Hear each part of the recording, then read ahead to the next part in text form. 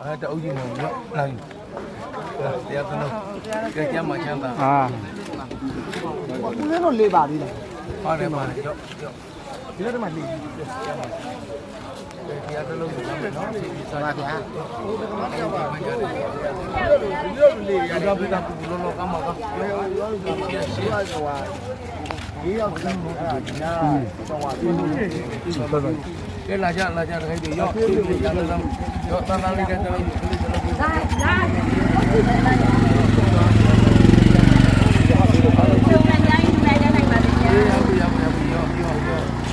ကျမ်းမှာကျမ်းသာဒီမြောက်အချင်းပြည်ဒေသလာအားရရောစိတ်ပြည်စီနော်ဘွားမမလေးဟောချမ်းရွာရောက်နေတယ်ဘုန်းကြီးကမမဟောဒီဘုန်းကြီးပါတော့လေဟောလေး